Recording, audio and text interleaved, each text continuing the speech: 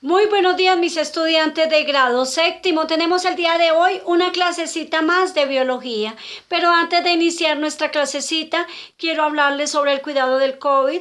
Aún no ha llegado la vacuna, necesitamos cuidarnos. Si salimos a la calle, el tapaboca, la distancia social, el lavado de manos cada 2 horas con abundante jabón, ya que el jabón mata el virus. Bien, mis estudiantes, en la última clase hablamos sobre el sistema locomotor, que estábamos hablando de la locomoción en plantas, la locomoción, los movimientos de algunos organismos unicelulares, ¿cierto? Entonces vimos la locomoción en el ser humano y resulta que la locomoción en los vertebrados está dividida, está constituida por el sistema óseo y el sistema muscular. Yo le hablé en la clase pasada sobre el sistema óseo. Pero entonces, a principio de año, yo ya les había hablado sobre lo que era el sistema óseo, sistema muscular. Entonces, ¿qué voy a hacer al final, después de esta clasecita? Voy a hacerles como un recorderis de lo del sistema muscular, de algunos músculos, perdón, del tronco, de la cabeza, bueno, en fin. Y les voy a dejar una actividad, un tallercito del sistema muscular del libro, más o menos 2 punticos para que ustedes lo realicen.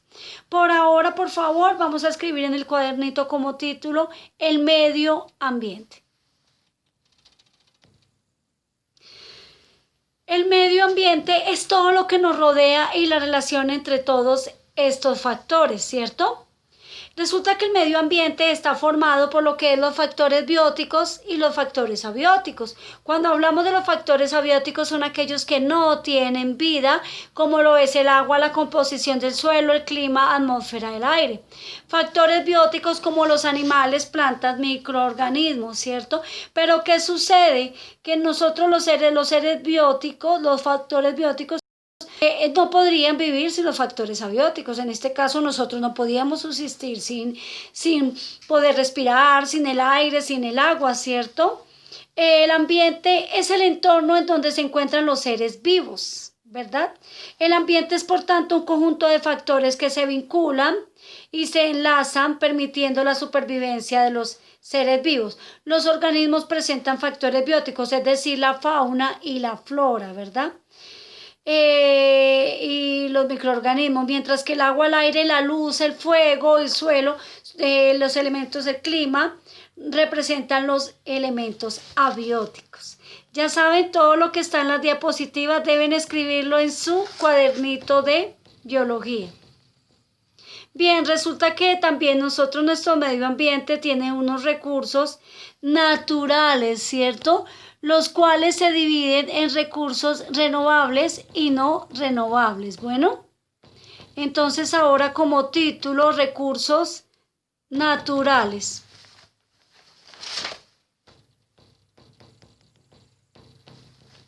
Bien, los recursos naturales son aquellos bienes que pueden obtenerse de la naturaleza sin mediar la intervención de la mano del hombre. Ayudan al desarrollo y satisfacer las necesidades de la población. Los recursos son entregados por la naturaleza, satisfacen las necesidades de las diferentes poblaciones, por lo que constituyen en fuentes valiosas de riqueza y desarrollo cuando son explotados de una manera lógica y razonable. Entonces, como les decía, los recursos naturales se dividen en recursos renovables y no renovables, ¿cierto? Entonces, como subtítulo, recursos naturales renovables, por favor. Bien.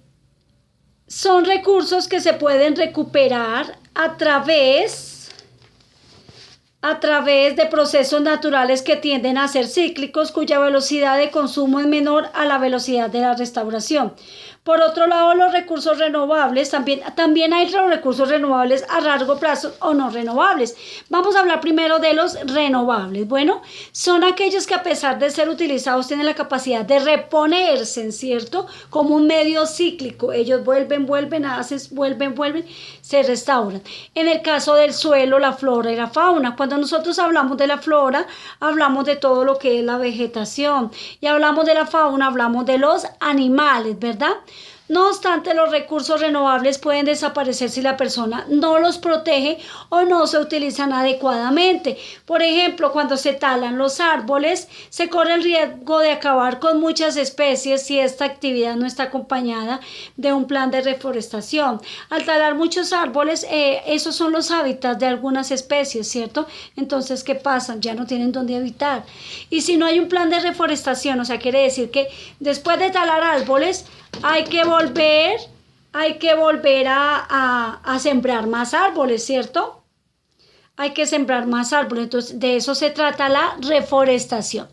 Bien, ahora les voy a hablar sobre los recursos naturales no renovables, ¿verdad?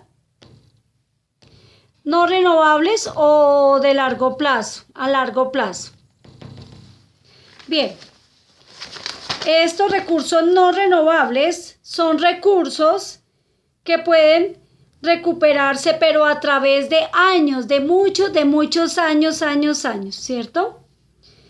De procesos que tiene, bueno, a través de muchos años tenemos el ejemplo como el carbón, tenemos el ejemplo como el petróleo, tenemos el ejemplo como el gas natural, ¿cierto?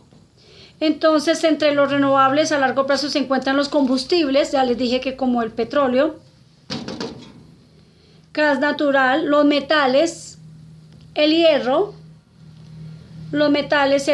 el oro, ¿cierto? Entonces, cuando hablamos del gas natural, se constituye en un recurso natural renovable a largo plazo, o sea, a muchos años.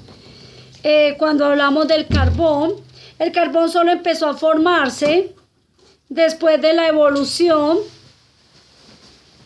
de las plantas hace 400 millones de años. Listo, entonces vamos a copiar lo que nos hablan los recursos no renovables. ¿Listo?